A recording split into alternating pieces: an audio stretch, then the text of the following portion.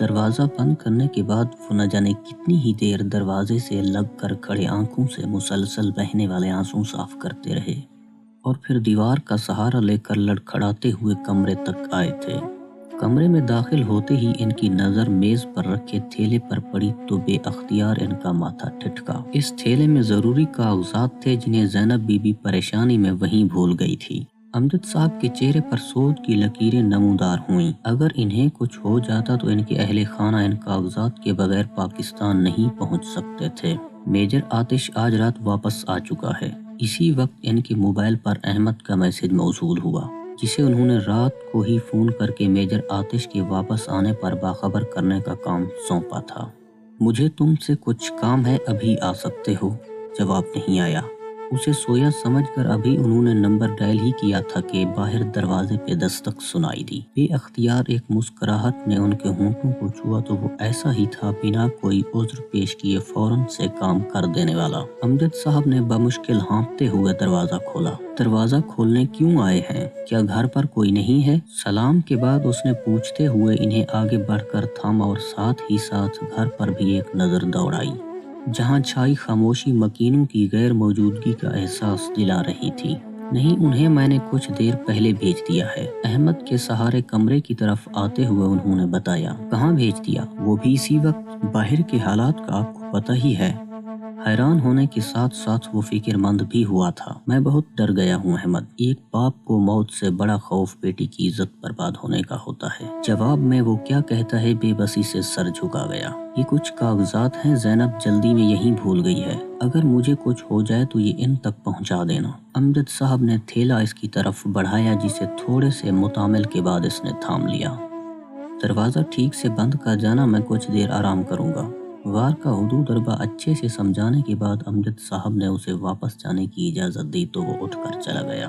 Major آتش کی jeep بستی سے کچھ فاصلے پر رکی تھی۔ وہ دو ساتھیوں کو وہیں چھوڑ کر باقی تین کو ساتھ لیے کشمالہ کے گھر کے پاس آ گیا۔ بنا کوئی آواز کیے پچھلے صحن کی دیوار پھلانگتے ہوئے وہ اگلے صحن تک آئے تھے۔ پاؤں چلتے میجر آتش نے کچن کے ساتھ بنے کمرے کا دروازہ کھول کر اندر جھانکا، وہاں کوئی نہیں تھا۔ خالی کمرہ دیکھ کر وہ بے قراری سے دوسرے کمرے کی جانب بڑھا تھا۔ پلنگ سے ٹیک لگائے اونگتے ہوئے صرف امجد صاحب کو دیکھ کر اس کے تن بدن میں آگ لگی تھی۔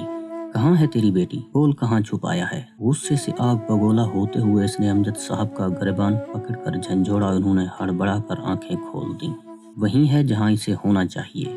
امجد صاحب نے اطمینان سے اس کی آنکھوں میں آنکھیں ڈال کر کہا تو وہ مزید تپ گیا۔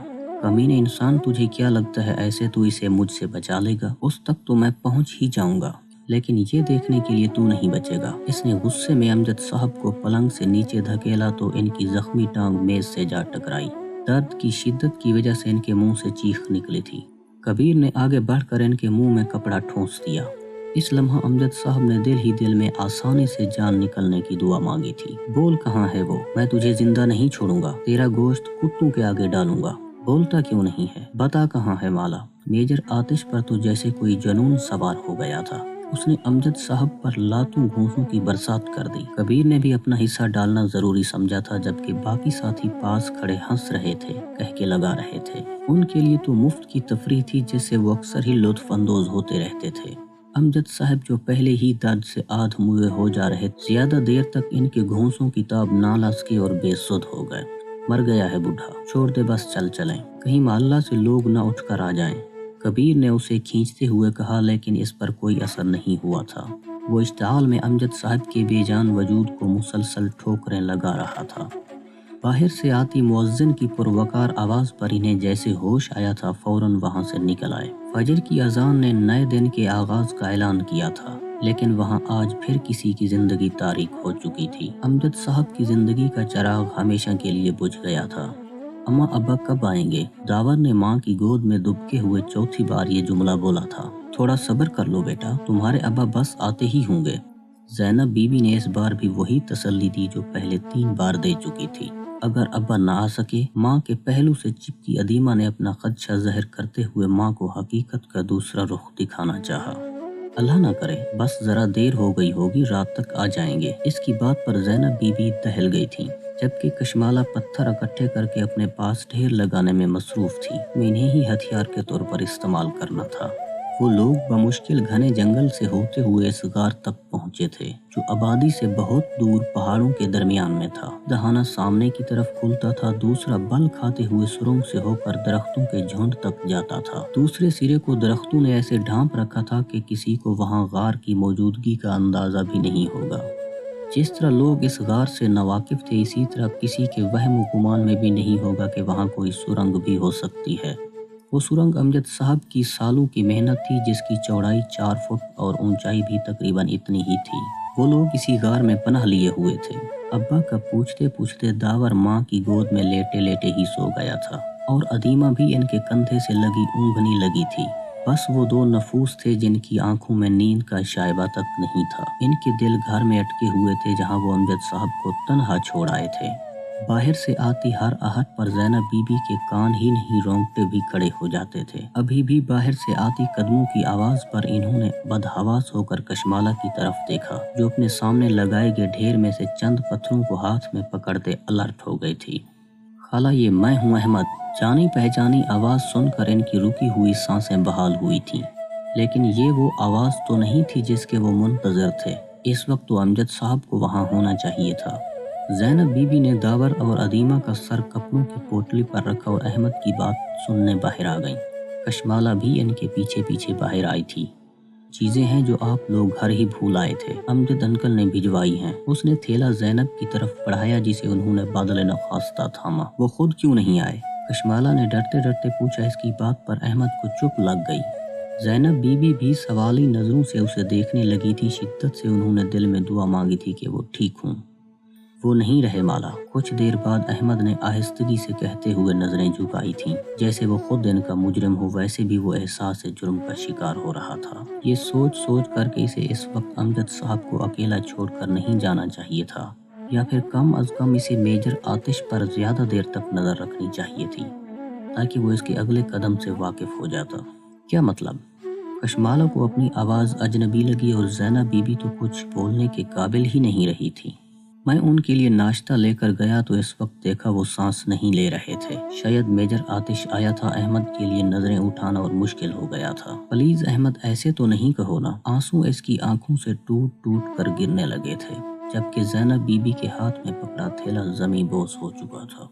जितनी जल्दी हो सके आप लोग यहाँ से निकल जाएं। अंकल यही चाहते थे। कशमाला ने इसकी बात पर ध्यान कहाँ दिया था। उसके जहन में तो लफ्ज गूंजने लगा था। एक नादम सी निगाह इस पर और सर्द होती ज़ैनब बीबी पे डालते हुए इसने वापसी के लिए कदम बढ़ा दिए। हम भी तुम्हारे साथ चलते हैं। मुझे अब्बा का बदला लेना है। मेजर आतिश को जिंदा नहीं छोड़ूंगी। कशमाला ने आंखें रगड़ते हुए इसे रोका। वो एक पांव पर इसकी तरफ घूमा था। और बदला कैसे लोगी तुम? अब वो उसकी आंखों में आंखें डाले पूछ रहा था। हम मिलकर बदला लेंगे। रिहान का, अब्बा का, हम मारखोर हैं। उसने राह बताई।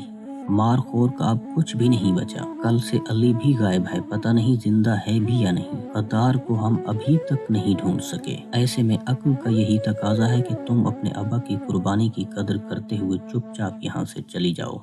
बात के आखिर में आते आते इसका अंदाजा नासे हो गया था। तुम कुछ भी उल्टा सीधा नहीं करोगी और कल सुबह होते ही इन सब को साथ लिए यहाँ से निकल जाओगी, बस।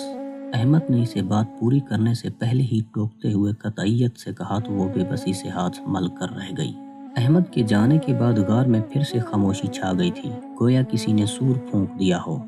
लेकिन अब खामोशी में खौफ और वहशत की जगह दर्द और तकलीफ ने ले ली थी। दावर और अदीमा अब भी सो रहे थे और वो दोनों ज़ब्त की इंतहाओं को छूते हुए मुंह से आवाज़ ना निकालने की कोशिश कर रही थी।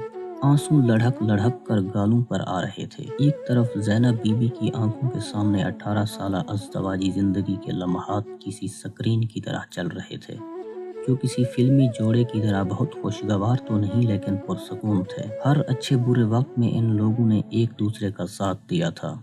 दूसरी तरफ पता नहीं अब्बा को कैसे जालमाना तरीके से मारा होगा। सोच सोच कर कशमाला के जहन की तामें चटकने लगी थी। दिलो दिमाग में एक हशर बरपा था। अहमद की बातों से किसी खतरे की बू आ रही थी, इसीलिए वो लोग अब सुरंग के अंदर आ बैठे। अगर कोई गार के सिरे पर भी आ खड़ा होता तो उसकी नजर इन पे इस वक्त तक नहीं पड़ सकती जब तक वो सुरंग के दहाने पर ना खड़ा हो। कहाँ है वो गार? सड़क के एक तरफ गाड़ी रोकते हुए मेजर आतिश ने जीप के पीछे बैठे नौजवान नौउम्र नौजवान से पूछा था। اس پہاڑ کے پیچھے نوجوان نے سڑک کے دائیں طرف نظر آتے پہاڑوں میں سے ایک پہاڑ کی طرف اشارہ کیا۔ اگر خبر جھوٹی ہوئی اور مجھے وہ یہاں نہ ملی تو تمہارا وہ حشر جو مرضی حشر کر لینا۔ پہلے کبھی کوئی خبر جھوٹی دی ہے جو اب دوں گا؟ نوجوان نے اس کی بات پوری ہونے سے پہلے ہی درمیان میں اچک لی اور جیپ سے اتر آیا۔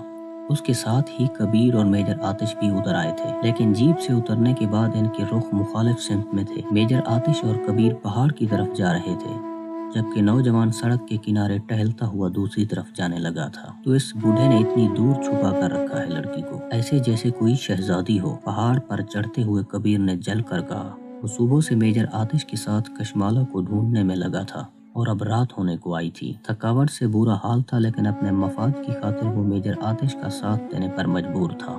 لگتا ہے وہ رہا غار۔ پہاڑ کی چوٹی پر چڑھ کے میجر آتش نے ہاتھ میں پکڑی ٹارچ سے چاروں اطراف میں روشنی ڈالی تھی، اور غار کا کھلا منہ دیکھ کر اس کی آواز پرجوش ہو گئی۔ قدموں میں بھی پہلے کی نسبت تیزی آ گئی تھی۔ وہ آپس میں باتیں کرتے غار تک پہنچے تھے۔ رات کے ہیبت ناک سناٹے میں ان کے بولنے کی گونجتی آواز کشمالہ اور زینب بی بی نے بھی سنی تھی۔ دونوں نے اختیار خوف سے جھرجھری لی۔ چاند کی روشنی چھن کر غار کے اندر آ رہی تھی، اسی لیے جب وہ دونوں غار کے سامنے آ کھڑے ہوئے تو ان کے سامنے سرنگ میں بیٹھی ان ماں بیٹی نے بھی دیکھے تھے۔ عدیمہ جو کچھ دیر پہلے ہی اٹھی تھی اور اب خوف کے مارے ماں کے پلو میں چھپ گئی تھی۔ یا اللہ ہماری مدد فرما، ویسے ہی جیسے تو نے غار ہیرا میں کفار کے مقابلے میں اپنے نبی کی مدد کی تھی۔ میں جانتی ہوں ہم بہت گنہگار ہیں، لیکن تو چاہے تو کیا نہیں ہو سکتا۔ تو ہم میں اور ان میں پردہ ڈال دے۔ اے اللہ ہماری حفاظت فرما۔ دل میں اللہ سے دعا گو تھی۔ اسے خود سے زیادہ اپنی بہن بھائی کی فکر تھی، اسی لیے تو غار میں بیٹھی رہی تھی، ورنہ میجر آتش کی آواز سنتے ہی اس کا دل بدلہ لینے کے لیے مچلنے لگا تھا۔ یہ ٹارچ کو کیا ہوا؟ اچانک کیسے بند ہو گئی؟ باہر سے آتی کبیر کی آواز کے ساتھ کسی کے ٹارچ پر ہاتھ مارنے کی آواز بھی آئی تھی، لیکن ٹارچ آن نہیں ہوئی۔ بیٹری ختم ہو گئی ہوگی۔ تو اپنا موبائل نکال۔ غار کی خاموشی میں میجر آتش کی جھلائی ہوئی آواز گونجی۔ موبائل تو میں جیپ میں بھول آیا، تو اپنا نکال لے۔ کبیر کے کہنے پر میجر آتش نے اپنا سر پیٹا تھا۔ میرا موبائل 2 دن سے چارج نہیں ہوا، بیٹری ڈیڈ ہے، میجر آتش نے بتاتے ہوئے غار کے اندر قدم رکھا۔ باہر سے آتی چاند کی روشنی بھی اب بادلوں کی اوٹ میں ہو چکی تھی، جس کی وجہ سے غار کے اندر کا منظر غیر واضح تھا۔ یہاں تو کوئی نہیں ہے، لگتا ہے اس بار صالح حارث نے دھوکہ دے دیا ہے، کبیر نے غار میں آگے جھانکتے ہوئے کہا، جبکہ اس کی ہر بات کشمالہ پہ بجلی گری تھی۔ تو حارث بھائی نے غداری کی ہے۔ اب اسے سمجھ آ رہی تھی اس کی لائی گئی انفارمیشن ہمیشہ آدھی غلط کیوں ہوتی تھی، اور ریحان نے آخر 2 مشنز میں اسے ساتھ کیوں نہیں رکھا تھا۔ یقیناً اسے شک ہو گیا ہوگا۔ حارث بھائی تو بھائی کہلانے کے لائق بھی نہیں ہیں۔ صحیح کہتے ہیں مسلمان دشمن سے جیت جاتے ہیں، بس انہیں اپنوں کی غداری مار دیتی ہے۔ اس کی ذہنی روبا ہر کھڑے دشمن سے ہٹ کر دوست نما دشمن کو سوچتے ہوئے بھٹکنے لگی تھی۔ باہر وہ دونوں باتیں کرتے کرتے سرنگ کے دہانے پہ آ کھڑے ہوئے تھے، لیکن ان کی نظر ابھی تک سرنگ کی طرف نہیں گئی تھی۔ اندر بیٹھے نفوس سانس روکے بیٹھے تھے، پل میں ان کے ساتھ کیا ہو جائے۔ چاہے وہ لوگ یہاں نہیں ہیں، لیکن وہ لڑکی میرے ہاتھوں سے بچ نہیں سکتی۔ بچے گا تو آج وہ غدار بھی نہیں۔ میجر آتش کو شدید حتیٰ کا احساس ہوا تھا۔ شکار دوڑانے کے کھیل میں وہ شکار سے ہی ہاتھ دھو بیٹھا تھا۔ غار کی خاموشی کو محسوس کرتے ہوئے میجر آتش نے واپسی کے لیے قدم اٹھایا، اور اس کا بھاری بوٹ نیند میں لڑھک کر باہر نکلے داور کے ہاتھ پہ پڑا۔ زینب بی بی نے یہ منظر اپنی آنکھوں سے دیکھا تھا، اور اس سے پہلے کہ داور کے منہ سے کوئی چیخ نکلتی انہوں نے اس کے منہ پہ اپنا ہاتھ رکھ کر اس کی آواز کو دبا دیا تھا۔ حواس باختگی میں ان کے ہاتھ کی گرفت داور کے منہ کے ساتھ ساتھ ناک پر بھی تھی، اور وہ اس سے لا علم سایوں کو غار سے نکلتے ہوئے دیکھ رہی تھی، جن میں سے ایک کا بوٹ غار میں خون کے نشان ثبت کرتا جا رہا تھا۔ کچھ دیر تک ان کے جانے کا یقین کر لینے کے بعد ماں بیٹیوں نے گہری سانسیں لی تھیں۔ زینب بی بی نے اپنا ہاتھ داور کے منہ سے ہٹا دیا، پر اس نے کوئی حرکت نہیں کی۔ کسی انہونی کے احساس کے تحت انہوں نے داور کو جھنجھوڑا، لیکن اس کے بے جان وجود میں اب کوئی حرکت نہیں ہوئی تھی۔ بھائی بہنوں کے محافظ ہوتے ہیں، ان کی عزت کے رکھوالے، یہ بات 6 سالہ داور نے ثابت کر دی تھی۔ بہنوں کی خاطر وہ بنا کوئی آہ کیے چل دیا تھا۔ مالا کے رشتوں کی لڑی سے ایک اور موتی ٹوٹ کر گرا تھا، اور اسے وہیں کشمیر کی وادیوں میں ہی کھو جانا تھا۔